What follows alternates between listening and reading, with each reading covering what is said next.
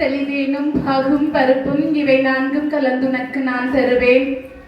கோலஞ்சை துங்க கரிமுகத்து தூமணியே எனக்கு சங்கத்தமிழ் மூன்றும் தா. நீடாளி உலகத்து மறைநாவலோடு ஐந்தென்று நிலை நிற்கவே வாடாத தவவாய்மை முனிராசன் மாபாரதம் சொன்ன நாள் ஏடாக தவமேறு வெற்பாகை ஆங்கோர் எழுத்தாணிதன் கோடாக எழுது பிரானை பணிந்து அன்பு கூர்வாமரோ. இன்றைய பொழுது ஒரு அருமையான பொழுது. அந்த பொழுதிலே 7ஆம் திருவிழாவானது மிகவும் விமர்சையாக நடந்து கொண்டிருக்கின்றது. அந்த திருவிழாவை இன்று 7ஆம் நாளாக கொண்டாடி கொண்டிருக்கின்றவர்கள் ஐயல்லு, அப்பியான், தருமியா, தொகுளுவா, தாடா, திம்மகுண்டு, திப்பா குடும்பத்தார் அவர்கள். அந்த குடும்பத்தார்கள் அனைவரும் பல்லாண்டு பல்லாண்டு பல கோடி நூறாண்டு நம்முடைய ராமபிரானுடைய அருளை பெற்று வாழ்வில் பல்லாண்டு வாழ நம்முடைய பகவானிடத்திலே விண்ணப்பத்தை வைத்து அடியேன் இன்றைக்கு பேச எடுத்துக்கொண்ட தலைப்பு தசவதாரத்தின் மகிமை என்ற தலைப்பின் கீழே இன்றைய தினத்திலே ராம அவதாரம் என்பது பற்றி இன்றைய தினம் நாம் சிந்திக்க இருக்கின்றோம். இந்த உலகத்தில் வாழ்கின்ற உயிர்கள் எல்லாம் உயர்வினை பெற வேண்டும் என்ற எண்ணத்தோடு இந்த உலகத்திலே பல திருக்கோலங்களிலே வந்து நம்மளுக்கு அருள் மழையை பொழிந்து கொண்டிருக்கின்றார் நம்முடைய பகவான். என்றும் நிலையாகவும் எப்போது மெய்யாகவும் இருக்கக்கூடிய மகான்கள், சித்தர்கள் மற்றும் நம் தேவங்களுடைய வாழ்க்கை வரலாற்றை எல்லாம் நாம் உதாரணமாகவும் எடுத்துக்காட்டாகவும் வைத்துக் கொள்ள வேண்டும். நெல்லுக்கு இறைத்த நீர் வாய்க்கால் வழியோடி புல்லுக்கு ஆங்கே பொசியுமான் தொல்லுலகில் நல்லார் ஒருவர் உளரேல் அவர் பொருட்டு எல்லாருக்கும் பெய்யுமா மழை என்று அழகாக பாடியிருக்கின்றார்.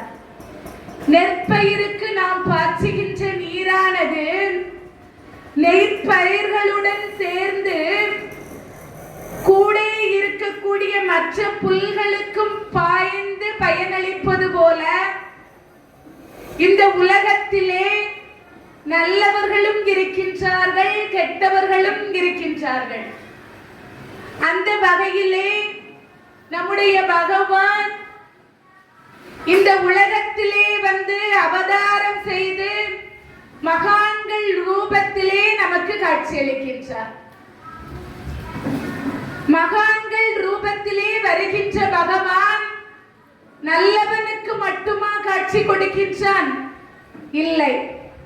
அந்த நல்லவனால் இந்த உலகத்தில் வாழ்கின்ற கெட்டவனுக்கும் நம்முடைய பகவான் காட்சி கொடுக்கின்றான்.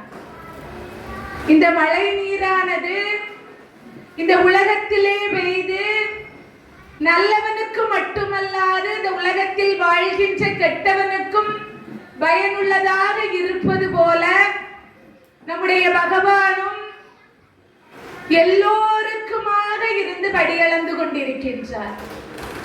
அந்த வகையிலே நம்முடைய ராமபிரானுடைய அவதாரம் எப்படி நிகழ்ந்தது, அவருடைய திருமணமானது எப்படி நிகழ்ந்தது, ராவணனை எவ்வாறு வதம் செய்தார், ராவணன் சீதையை எவ்வாறு கடத்தி சென்றான், சூர்பனகையினுடைய மூக்கு எவ்வாறு அறுபட்டது என்பதை பற்றியெல்லாம் இன்றைய தினத்திலே நாம் சிந்திக்க இருக்கின்றோம். கோசலை நாடு மிகவும் அருமையான ஒரு நாடு, வளங்கள் கொழிக்கின்ற ஒரு நாடு, செல்வங்கள் மிகுந்திருக்கின்ற ஒரு நாடு. அந்த நாட்டிலே அயோத்தி என்று சொல்லக்கூடிய திருநகரைத்தான் நம்முடைய தசரத சக்கரவர்த்தி ஆட்சி செய்து வாழ்ந்து கொண்டிருந்தார். அயோத்தி என்றால் அதற்கு பொருள் என்னவென்றால் யுத்தம் இல்லாத ஊர் என்று பொருள். எவ்வளவு அழகான ஒரு பொருள் பாருங்க. அயோத்தி என்றால் யுத்தம் இல்லாத ஊர் என்று பொருள். அவ்வளவுக்கு சிறப்பு மிகுந்த அந்த திருத்தலத்திலே அஜமகாராஜாவுக்கும் இந்துமதிக்கும் மகனாக பிறந்தவர் தான் நம்முடைய தசரத சக்கரவர்த்தி. இவருக்கு 3 மனைவிகள், கோசலை, கைகேயி, சுமித்ரை என்று சொல்லக்கூடிய 3 மனைவிகள் இருந்தார்கள். அல்லாம இவருக்கு குழந்தை பாக்கியம் இல்லை என்று சொல்லி வேறு மனைவிகளை இவர் திருமணம் செய்ததாகவும் நம்முடைய வரலாற்றிலே கூறப்படுகின்றது. ஆனால் குறிப்பாக இந்த 3 மனைவிகளையும் தான் குறிப்பிடுவார்கள். கோசலை, கைகேயி, சுமித்ரை என்று சொல்லக்கூடியவர்கள். இவர் அயோத்தி மாநகரை மிகவும் சிறப்பாக ஆட்சி செய்து வாழ்ந்து கொண்டிருக்கின்றார். அயோத்தி மாநகரத்திலே மக்கள் செல்வ செழிப்போடும் தர்ம நெறி தவறாமலும் மிகுந்த மகிழ்ச்சியோடு வாழ்ந்து கொண்டிருக்கின்றார்கள். தசரத சக்கரவர்த்திக்கு பிள்ளை பாக்கியம் இல்லை. அப்போது வசிஷ்ட முனிவரை போய் பார்க்கின்றார். நம்மளுக்கு பிள்ளை பேறு வேண்டும் என்று சொல்லி நினைக்கின்றார்.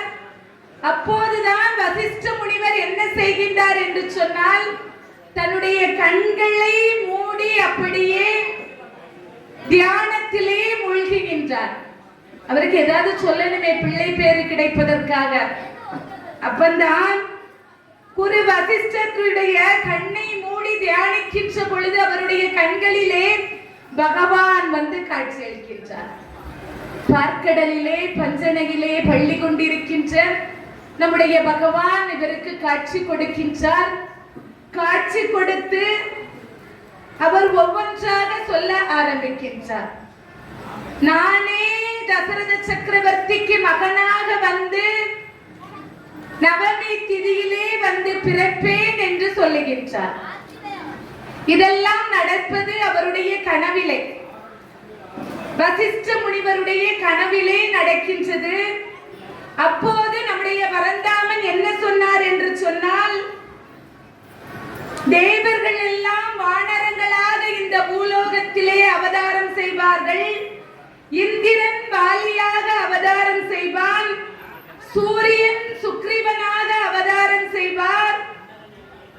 அக்னி தேவன் நீலனாக அவதாரம் செய்வான். விஸ்வ பிரம்மா நலனாக அவதாரம் செய்வார்.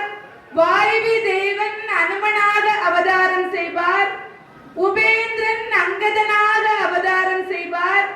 பிரம்மதேவர் இந்த கரடிகளுக்கெல்லாம் தலைவனாக இருப்பார் என்று நம்முடைய பரந்தாமன் வசிஷ்டருடைய நினைவிலே சித்தியிலே வந்து சொல்லுகின்றார். அப்போது அந்த தசரத சக்கரவர்த்தியுடைய முற்பிறப்பானது வசிஷ்டருடைய சித்திக்குள்ளே வருகின்றது. வசிஷ்டர் நம்முடைய தசரத சக்கரவர்த்தி தர்மாங்கதர் என்று சொல்லக்கூடிய ஒரு முனிவர். இறைவனை நோக்கி தவம் இருப்பார். ஒரு அந்தணர் குலத்தை சார்ந்தவர். இவருடைய மனைவி கலகை என்று சொல்லக்கூடியவள். இந்த அம்மா என்ன பண்ணுவானா, இந்த முனிவர் ஏதாவது ஒரு வேலை சொன்னால் அதற்கு எதிர்மறையாகத்தான் அந்த வேலையை செய்யக்கூடிய பழக்கத்தை வைத்திருந்தாள். ஒரு நாள் இவருக்கு ரொம்ப தலதோஷம் பிடிச்சிருந்து, நல்ல மிளகு ரசம் வைத்து கொடு என்று சொல்லி தன்னுடைய மனைவியாரிடத்திலே கேட்டார். இவர் என்ன பண்ணா, நல்ல மோரு கறிய வச்சு கொடுத்தா. அவருக்கு தீரவே இல்லை தலதோஷம், மூக்கு வடிஞ்சிட்டே இருந்துச்சான். இன்னும் ஒரு நாள் இவருக்கு நல்ல வயிற்றுப்போக்காக இருந்துச்சான். உடம்புக்கு சரியில்லை, ஏதாவது மருந்து இருந்தா கொடு அப்படின்னு இவர் சொல்லி கேட்கிறாரு. காரம் இல்லாமல் சமைத்து கொடு என்று சொல்லி கேட்கின்றார். இவன் என்ன பண்ணனா, நல்ல பச்சை மிளகாய பிதுக்கி போட்டு நல்ல காரமா குழம்பு வச்சு கொடுத்துட்டான். இவர் என்ன கேட்கின்றாரோ அதற்கு எதிர்மறையாக செய்யக்கூடிய பழக்கத்தை தான் இந்த கலகை என்று சொல்லக்கூடியவள் வைத்திருந்தார். ஒரு நாள் உறங்க வேண்டும், பாய்களை எடுத்து விரித்து போடு அப்படின்னு சொன்னாரு. நீ உறங்கியா போறா என்று சொல்லி உறங்குகின்ற இடத்திலே தண்ணீரை கொட்டி விட்டார்.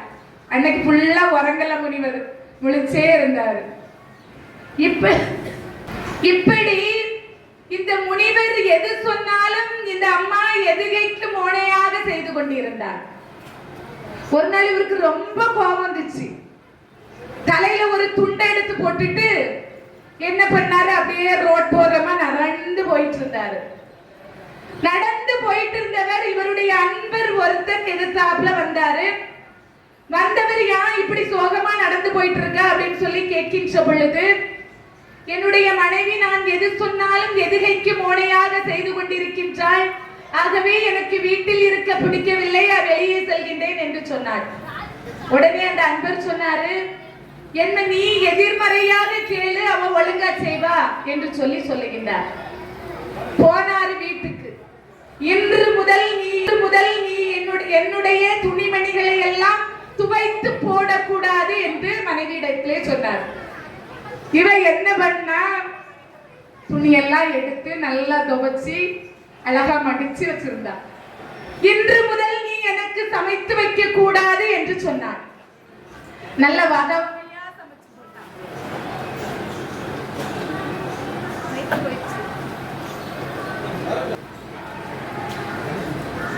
நல்ல வகையாக இந்த அம்மா சமைச்சு போட்டா.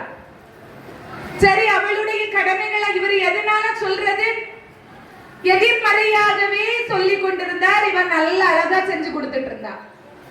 ஒரு நாள் தன்னுடைய பித்ருக்களுக்கெல்லாம் பித்ரு கடன் கொடுப்பதற்காக பிண்டங்களை கொண்டு நன்னீரிலே கொண்டு போய் கரை என்று சொல்லிட்டாரு. அவர் உணர்வு இல்லாமல் சொல்லிவிட்டார். கெட்ட நீரிலே கரை என்றுதான் அவளிடத்திலே அவர் சொல்லி இருக்க வேண்டும். ஆனால் இவர் நல்ல நீரிலே கொண்டு போய் கரை என்று சொன்ன காரணத்தினால அந்த அம்மா என்ன பண்ணா, கெட்ட நீரிலே கொண்டு போய் கரைத்து விட்டார். இவர் பார்த்தாரு, முன்னோர்கள் தெய்வத்திற்கு சமமானவர்கள், அவர்களுக்கு கொடுக்க வேண்டிய உணவு இப்படி கெட்ட நீரிலே கொண்டு போய் கரைத்து வந்து விட்டாயே என்று சொல்லி பேயாக போக கடவது என்று சபித்து விட்டார்.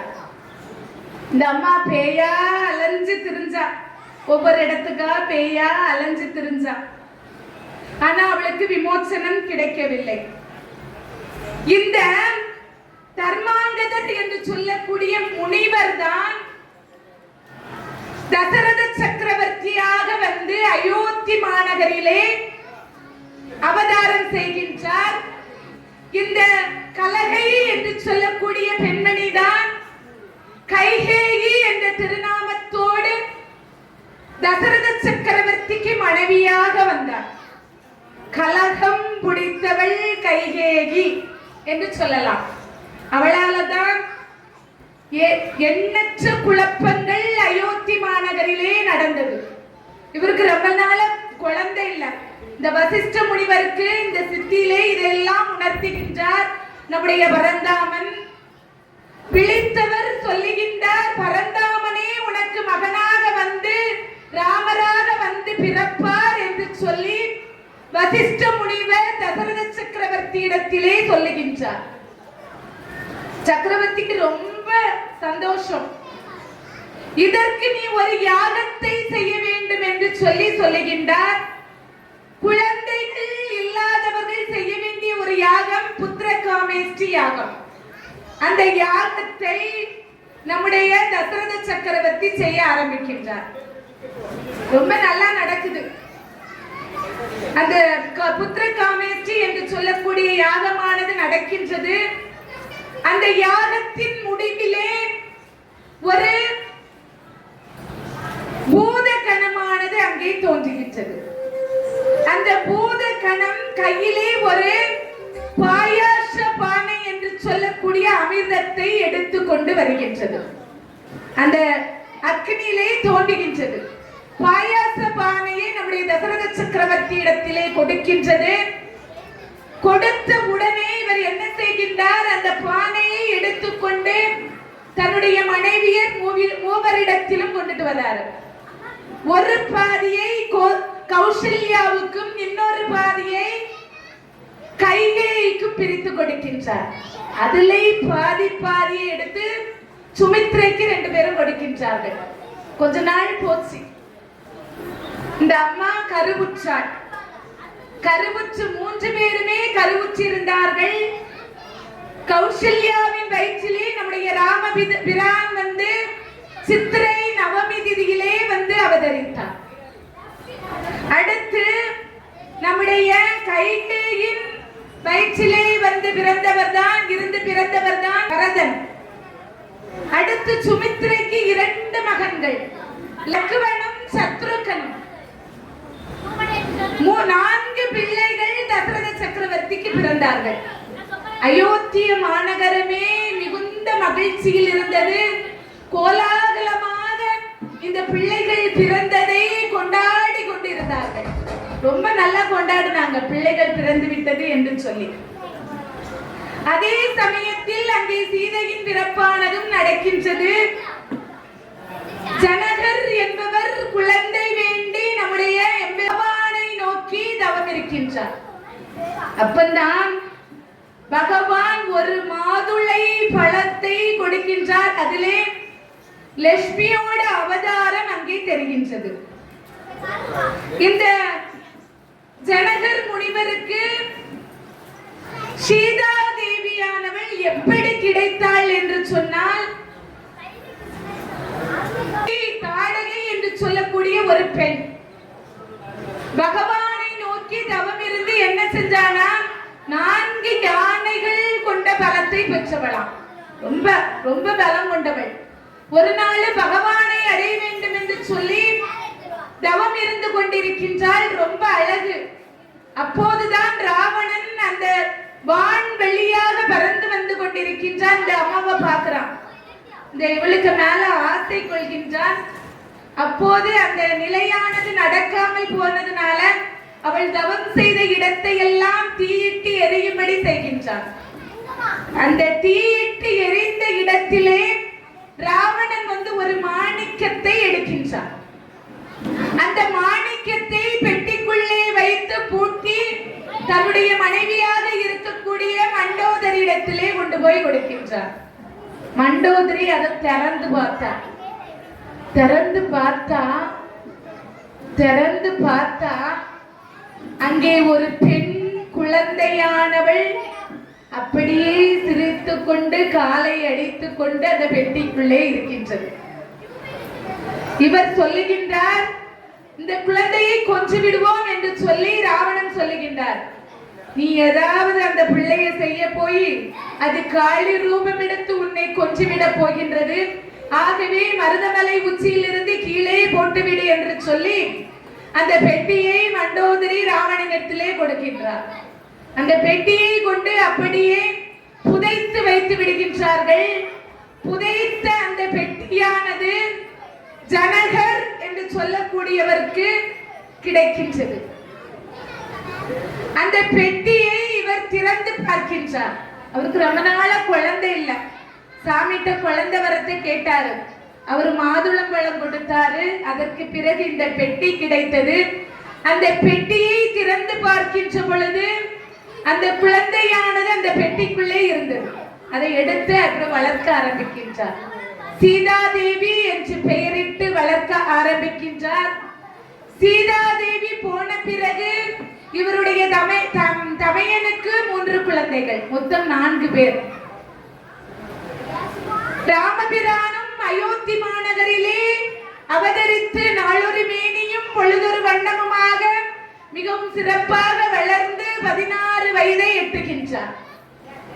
இந்த சீதாதேவியாரும் மிதிலையிலே ஜனகர் என்று சொல்லக்கூடியவர்களுக்கு மகளாக அவதரித்து இந்த அம்மாவும் நாளொரு மேனியும் பொழுதொரு வண்ணமுமாக வளர்ந்து 12 வயதை எட்டுகின்றார்.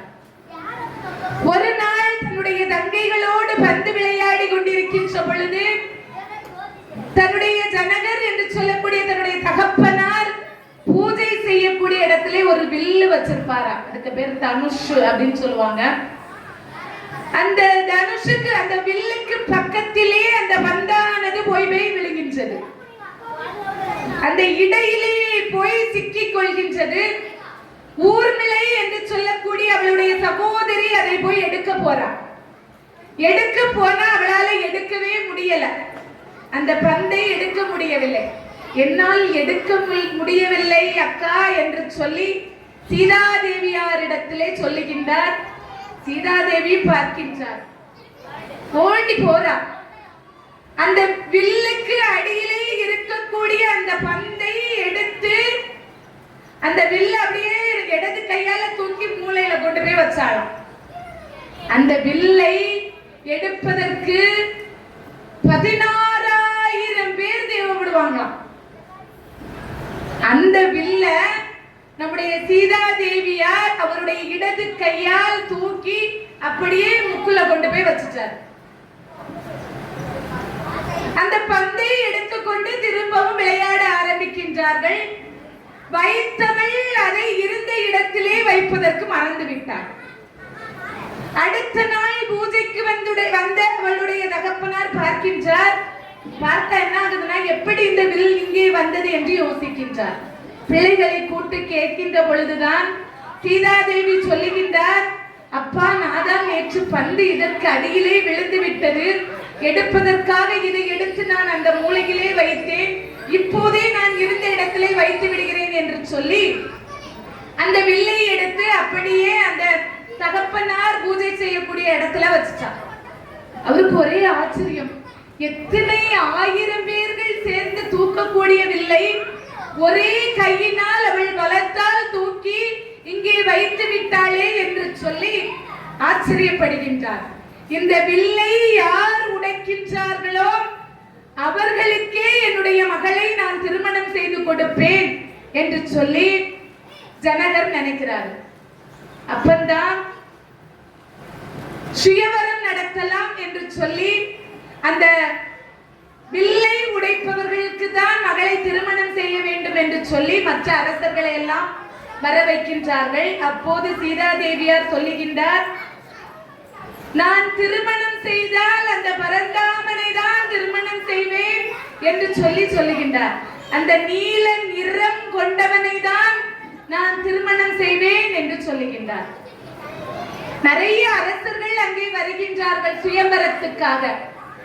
ஒவ்வொரு அரசரிடத்திலையும் ஜனகர் சொல்லுகின்றார், அந்த வானத்தில் இருக்கின்ற நீல நிறத்தை யார் எடுத்து அணிந்து வருகின்றார்களோ, இந்த வில்லை யார் உடைக்கின்றார்களோ அவர்களுக்குத்தான் என்னுடைய மகளை திருமணம் செய்து கொடுப்பேன் என்று சொல்லுகின்றார்கள்.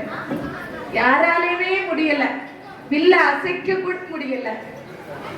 அப்போதுதான் மிதிலைக்கு ராமபிரான் வருகின்றார். வந்து வில்லை எடுக்கின்றார். எடுத்த மறுகணமே வில்லானது உடைந்து போய்விடுகின்றது. உனக்கு உரியவர் இவர்தான் என்று நம்முடைய ராமபிரானுக்கும் சீதாதேவிக்கும் திருமணமானது மிகவும் விமர்சையாக நடைபெற்றது. ரொம்ப அழகா நடைபெற்றது. 2 பேரும் அயோத்தி மாநகருக்கு வருகின்றார்கள். ஒரு நாள் தசரத சக்கரவர்த்தி தன்னுடைய அழகை கண்ணாடியில போய் பார்த்துட்டு இருந்தார். அப்பந்தான் அவருடைய முடியானது நரைத்திருப்பது இவருக்கு தெரிகின்றது. நம்முடைய சாம்ராஜ்யத்தை எல்லாம் நம்முடைய மகன்களுக்கு கொடுத்து விட்டு நாம் தவம் செய்து பகவானை அடையலாம் என்று நினைக்கின்றார். அப்படி நினைத்துக் கொண்டு என்ன செய்கின்றார், வசிஷ்ட முனிவரிடத்திலே ராமருக்கு பட்டாபிஷேகம் செய்யலாம் என்று சொல்லி முடிவெடுத்திருக்கின்றேன் என்று சொல்லுகின்றார். இந்த விஷயமானது கைகேயிக்கும் சுமித்ரைக்கும் எல்லாருக்குமே தெரியுது. கைகேயின் தோழியானவள் கூனி. இந்த ராமாயணத்திற்கு ஒரு வில்லி என்று சொன்னால் கூனி சொல்லலாம். மகாபாரதத்துக்கு சூர்பனகை. இப்படி இந்த கூனியானவள் கைகேயிடத்திலே போய் சொல்லுகின்றாள், அந்த கௌசல்யாவினுடைய மகனானவனுக்கு பட்டாபிஷேகம் செய்ய போகின்றார்கள், அப்போ உன்னுடைய மகனுக்கு என்ன அப்படின்னு சொல்லி அவளிடத்திலே தப்பான ஒரு எண்ணத்தை நினைவூட்டுகின்றாள். ரொம்ப கஷ்டம். இந்த ராமபிரானுக்கு பட்டம் சூட்டக்கூடாது என்று சொல்லி அவளுக்கு நினைவூட்டுகின்றாள். ஏற்கனவே தசரத சக்கரவர்த்தியிடம் இவள் வரம் பெற்றிருந்தாள். அந்த வரத்திற்கு இணங்க இவன் என்ன செய்கின்றான்? தன்னுடைய மனைவியாக இருக்கக்கூடிய கைகேயி இடத்திலே ராமனுக்கு பட்டாபிஷேகம் செய்ய போகிறேன் என்று சொல்லி சொல்ல போறாரு. அப்பந்தான் நான் உங்ககிட்ட வரம் கேட்டிருந்தேன் அல்லவா, எனக்கு வரம் கொடுக்க வேண்டும் என்று சொல்லி கேட்கின்றாள். என்னுடைய மகன் பரதன் தான் நாடாள வேண்டும், ராமன் காடாள வேண்டும், அந்த வரத்தை நீங்கள் எனக்கு கொடுக்க வேண்டும் என்று சொல்லி கேட்கின்றார். இவர் ஆடி போச்சார். மூத்த மகன் ராமன் தானே, அவன் தானே நாடாளுவது சாத்தியமாகும், இவள் இப்படி சொல்லிவிட்டாளே என்று சொல்லி ரொம்ப வருத்தப்படுறார். இவர் கொடுத்த வரத்திற்கு இணங்க என்ன செய்கின்றார்? நான் தருகின்றேன், உன்னுடைய மகனே நாடாளட்டும் என்று சொல்லுகின்றார். இவன் காட்டுக்கு போக வேண்டும் என்ற நிபந்தனையும் வைக்கின்றார். இந்த விஷயமானது ராமருக்கு தெரிகின்றது. நான் நாட்டை ஆண்டால் என்ன, என்னுடைய தம்பி நாட்டை ஆண்டால் என்ன என்று சொல்லி தாராளமாக விட்டு கொடுத்து விட்டு தன்னுடைய மனைவியையும் கூட்டிவிட்டு தன்னுடைய தம்பி லக்ஷ்மணனையும் கூட்டிக்கிட்டு கானகத்துக்கு செல்லே புறப்படுகின்றார்கள். அப்போது அவருடைய தாயாருக்கு இந்த விஷயம் தெரிகின்றது. ஓடி போய் அழுகிறான். அழுது புலம்புகின்றாள். நம்முடைய ராமருடைய தாயாரு கவலைப்படாமல் இருங்கள் என்று தன்னுடைய தாயாரிடத்திலே சொல்லிவிட்டு கானகத்துக்கு போறாரு ராமர். கானகத்திலே போய் ஒரு ஆசிரமத்தை அமைத்து அங்கே தன்னுடைய தம்பி தன்னுடைய மனைவியாருடன் வாழ்ந்துட்டு இருக்காரு. ஒரு நாள் மார்சன் என்று சொல்லக்கூடிய ஒருவன் மான் வேடத்திலே அந்த கானகத்துக்கு வருகின்றான். கானகத்துக்கு வந்து அந்த மானை பார்த்து ரொம்ப அழகு. மானை திறக்குவதற்காக போய்விட்டார். அதற்கு முன்னாடி இந்த ராவணனை பற்றி நாம் சற்று சிந்திக்க வேண்டும். ராவணன் என்றாலே நம்முடைய நினைவுக்கு வருவது அவருடைய 10 தலைகளும் கைகளும் தான். ஒரு சமயம் கைலாயத்திற்கு இந்த ராவணனானவன் திக்விஜயம் செய்துவிட்டு அப்படியே கைலாயத்துக்கு போகின்றான். நந்தி பெருமான் இங்கே வராதே, அப்படியே வடக்காக போ என்று சொல்லுகின்றார்.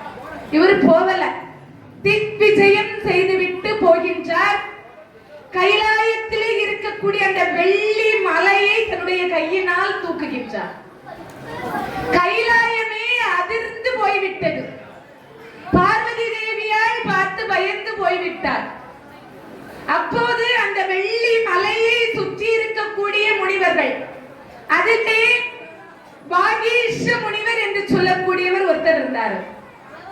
இந்த ராவணன் வந்து அந்த வெள்ளி மலையை தன்னுடைய கைகளினால் தூக்கி அப்படியே நிறுத்தி கொண்டிருக்கின்றான்.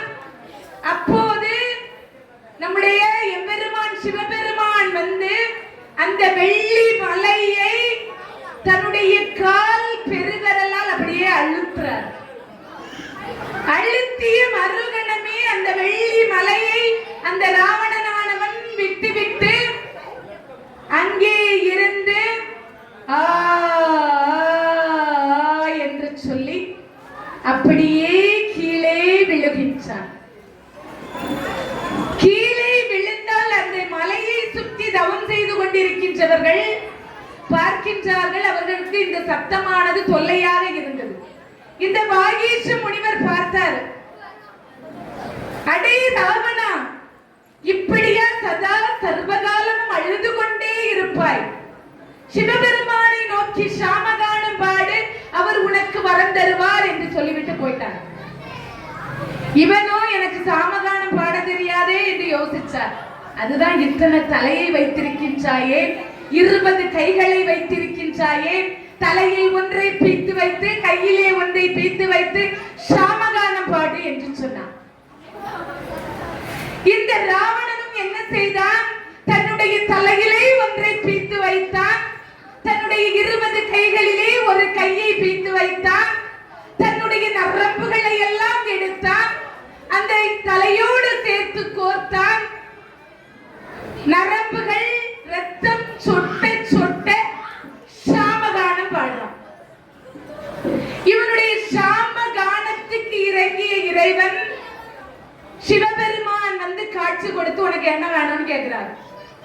சுவாமி, ஆத்மலிங்கத்தை எனக்கு வரமாக தர வேண்டும், வாழ் ஒன்றையும் எனக்கு தர வேண்டும் என்று சொல்லி கேட்கிறார். இரண்டுவர் ராவணேஸ்வரன் என்ற பட்டத்தையும் பெற்றார். அத்தகைய வரங்களை எல்லாம் பெற்றவன் இலங்கையிலே வாழ்ந்து கொண்டிருக்கின்றான். பெரிய மிகப்பெரிய சாம்ராஜ்யம். அந்த ஆத்மலிங்கத்தை கொண்டு வருகின்ற வழியிலே வைத்து விட்டான். இலங்கைக்கு கொண்டு வரணும்னு நினைச்சான். இடையிலே வச்சு அந்த ஆத்மலிங்கமானது உறைந்து விட்டது. அவ்வளவுக்கு சிறப்புகள் எல்லாம் உண்டு. அந்த வகையிலே இந்த ராவணனுடைய தங்கையாக இருக்கக்கூடிய சூர்பனகை வந்து ஒரு நாள் ராமபிரானை பார்க்கின்றார். ராமபிரானுடைய அழகுல மயங்கிட்டார். எப்படியாவது ராமபிரானை அடைந்தே தீர வேண்டும் என்று சொல்லி சீதா தேவியை கொல்ல முற்படுகின்றார். சீதா தேவியை கொல்ல முற்படுகின்ற பொழுது லக்ஷ்மணன் அங்கே வந்து அவளுடைய காதையும் மூக்கையும் அறிந்து விட்டார். இதை தன்னுடைய அண்ணனிடத்திலே வந்து சொல்லுகின்றாள். என்னுடைய மூக்கையும் காதையும் அந்த லக்ஷ்மணன் அறிந்து விட்டான். ஏனென்றால் அந்த சீதா தேவியினுடைய அழகு அவ்வளவு ஒரு அழகு. அவளுடைய அழகை நீ பார்த்தால் அவளை நீயே திருமணம் செய்து கொள்வாள் என்று தன்னுடைய தமையனாரிடத்திலே ஒரு தவறான எண்ணத்தை உருவாக்குகின்றார். அவ்வளவு அழகா, உன்னுடைய மூக்கை அறிந்தானா, நான் போகின்றேன், அவனை என்னை செய்கிறேன் பார் என்று சொல்லி இந்த ராவணன் மார்த்தன் என்று சொல்லக்கூடியவனை மானாக அனுப்பி வைக்கின்றான். அந்த மான் ரொம்ப அழகு. நம்முடைய ராமபிரான் அதை பார்த்து மயங்கி விட்டார். சீதை வெளியே வராமல் இருக்க வேண்டும் என்று சொல்லிவிட்டு அந்த மானை துரத்துவதற்காக அப்படியே அந்த மானுக்கு முன்னாடியே போயிட்டார். லக்ஷ்மணன் தான் சீதைக்கு காவலாக இருந்தார். அப்போது இந்த ராவணன் வந்து ஒரு வேதியர் வடிவத்திலே அங்கே வருகின்றார். வேதியர் வடிவிலே வந்து சீதாதேவி இடத்திலே பிச்சை போடுமாறு கேட்கின்றார். அந்த அம்மா வெளியே வரல. கோட்டை விட்டு வெளியே வந்து அவளுக்கு ஆபத்து. கோட்டை விட்டு வெளியே வராமே அங்கே நிற்கின்றாள். எனக்கு பிச்சை போடுங்கள் என்று சொல்லி ராவணன் கேட்கின்றான். வேதியர் வடிவிலே வந்து கேட்கின்றான். இந்த அம்மா வரல. கோடு கீச்சிருக்கு. அந்த கோட்டை விட்டு தாண்டி வந்தா அவளுக்கு தீமை நிலவும். அதனால வரல. ஒரு கணம் அந்த அம்மா அந்த கோட்டை தாண்டி வந்து அவனுக்கு பிச்சை போட்டு விட்டான். பிச்சை போட்ட மறுகணமே தன்னுடைய சுயரூபத்தை எடுத்து ராவணன் சீதா தேவியை கவர்ந்து செல்கின்றான். இலங்கைக்கு கொண்டு போயிட்டான். அங்கே போய் அவளை துன்பப்படுத்துகின்றான். என்னை திருமணம் செய்து கொள் என்று கேட்கின்றான். எதுக்குமே சீதா தேவியார் ஒத்துக்கொள்ளவில்லை. கற்புக்கரசியாக இருந்து அங்கே இருக்கின்றாள். அவருடைய ஆடைகள் எல்லாம் அப்படியே அழுக்கு படைந்து குளிக்காமல் சோகத்திலே ராமபிரானை தன்னுடைய மனதிலே நினைத்து அப்படியே அவள் வாழ்ந்து கொண்டிருக்கின்றாள். பல காலம் இவள் சொல்லுவதை கேட்க மாட்டேங்கிறாள் என்று சொல்லி சீதா தேவியை அசோகவனத்திலே ஒரு மரத்துக்கடியிலே கொண்டு போய் வைக்கின்றான். அங்கே திருச்சடை என்று சொல்லக்கூடிய ஒரு அரக்கி இருக்கின்றாள். அவர்களுக்கு என்ன ராவணன் சொன்னான் என்று சொன்னால், இந்த சீதா தேவியை தூங்க விடாமல் எப்பொழுதும் துன்பப்படுத்திக் கொண்டே இருக்க வேண்டும் என்று சொல்லி அந்த பூதங்களை எல்லாம் அங்கே அந்த மரத்திலே வைத்திருக்கின்றார். அந்த பெண் பூதங்கள் எல்லாம் அந்த அரக்கிகள் எல்லாம் அந்த மரத்துக்கு மேலே இருந்து அப்படியே அவளை துன்பப்படுத்துகின்றார்கள். ஒவ்வொரு அரக்கிக்கும் ஒருத்திக்கு வயிறு பெருத்திருந்தது, ஒருத்திக்கு கண் பெருத்திருந்தது, ஒருத்திக்கு மார்பகங்கள் பெருத்திருந்தது, ஒருத்திக்கு உடலானது பெருத்திருந்தது. இப்படி பெருத்த உடலை கொண்டவள் இந்த சீதா தேவியை ஒரு கணம் கூட தூங்க விடாமல் பயன்படுத்தி கொண்டிருக்கின்றார். அப்போது நம்முடைய ஆஞ்சநேயர் வந்து கேட்கின்றார், இந்த அரக்கிகளை எல்லாம் கொன்று உங்களை நான் மீட்டுக் கொண்டு போகட்டுமா தாயாரே, தேவியாரே என்று சொல்லி கேட்கின்றாள். வேண்டாம் என்று சொல்லுகின்றார். இந்த ராவணன் வந்து போர் தொடுக்கலாம் என்று எல்லா ஆயத்தங்களும் நடந்து போர் நடக்கின்றது. நம்முடைய ராமபிரான் போர் செய்கின்றார். நம்முடைய சிவபெருமான் வந்து இவருக்கு வாளையும் ஆத்மலிங்கத்தையும் ராவணேஸ்வரன் என்ற பட்டத்தையும் கொடுக்கின்ற பொழுது, அந்த வாளை நீ தீய செயலுக்கு உபயோகித்தாய் என்று சொன்னால் அது பயன்படாமல் போகும் என்று சொல்லியிருந்தார். பெரிய போரானது தொடக்கமாக இருந்தது. அந்த போரிலே ராமபிரான் வந்து இந்த ராவணனை கொல்லுவதற்காக முயற்சிக்கின்றார். அப்போது அவன் அந்த வாளை எடுக்கிறான். வாளை எடுத்தால் அந்த வாளானது உபயோகம் இல்லாமல் நிராயுத பாணியாக ராவணன் அங்கே நிற்கின்றான். அப்பந்தான் இன்று போய் நாளை வா அப்படின்னு சொன்னார் நம்முடைய ராமபிரான். நிராயுத பாணியை சத்திரியனாக இருக்கக்கூடிய ஒருவனை தாக்கினால் அது முறையான வெற்றியாக இருக்காது. ஆகவே இந்த ராவணனை இன்று போய் நாளை வா என்று நம்முடைய ராமபிரான் சொன்னார். இவரு போயிட்டாரு. அடுத்த நாள் வந்தாரு. போர் நடந்தது. போரிலே நம்முடைய ராமபிரான் அவருடைய நெஞ்சை துளைத்தார் அம்புகளால். எண்ணற்ற அம்புகள் அவருடைய உடலிலே தாக்கி அப்படியே அவர் இறந்து மடிந்து போய் கிடக்கின்றார். அப்போதுதான் ராவணனுடைய மனைவி ரொம்ப கற்புக்கரசி, மிகுந்த நற்குணம் கொண்டவள். தன்னுடைய கணவன் இறந்து விட்டான் என்று சொல்லி போர்க்களத்துக்கு வரலாம். போர்க்களத்திலே வந்து ராவணனை பார்த்து தன்னுடைய மார்பிலே அடித்து அழுகின்றார். எப்படி அழுதாள் என்று சொன்னால், இந்த ராமன் பராக்கிரமசாலி. இத்தனை அம்புகளை வைத்தா என்னுடைய கணவனாரை கொல்ல வேண்டும், ஒரே ஒரு அம்பினை வைத்து கொல்ல முடியாதா என்று சொல்லி அழுகிறார். மற்ற ராவணரோடு வந்த படைகளிலே நிறைய பெண்கள் அழுது கொண்டிருக்கின்றாள். அவர்களோடு சேர்ந்து தலைவிரி கோலமாக இந்த மண்டோதரியும் அழுது புலம்புகின்றார். இந்த சீதாதேவியானவள் கற்புக்கரசியா என்ற ஒரு சந்தேகம் நிலவுகின்றது. அந்த நேரத்திலே அம்மையானவள் தீயில் குளித்து நான் கற்புக்கரசி என்பதை நிரூபித்து காட்டுகின்றார். பரதவன் தன்னுடைய தமையன்தான் நாடாள வேண்டும் என்று சொல்லி அவருடைய பாதணிகளை வைத்து நாடாளுகின்றான். எப்போது அவர் வருவார் என்று காத்திருக்கின்றார். இந்த போரெல்லாம் முடிந்து நம்முடைய ராமபிரான் அயோத்திக்கு வந்து மீண்டும் நாடாளுகின்றார். 14 வருடங்கள் வனவாசம் முடித்து விட்டு வந்தார். அந்த வகையிலே இன்றைய தினத்திலே 7வது தினமாக 7வது அவதாரமாக நம்முடைய ராமபிரானுடைய அவதாரத்தை பற்றி நாம் சிந்தித்தோம். மீண்டும் நாளைய தினத்திலே ஒரு அவதாரத்தை பற்றி நாம் சிந்திக்க இருக்கின்றோம். ஆகவே அனைவரும் வந்து கேட்டு நெகிழ்ந்து மகிழ்ந்து செல்லுமாறு அன்போடு கேட்டுக்கொண்டு முடித்துக் கொள்கிறேன். நன்றி, வணக்கம்.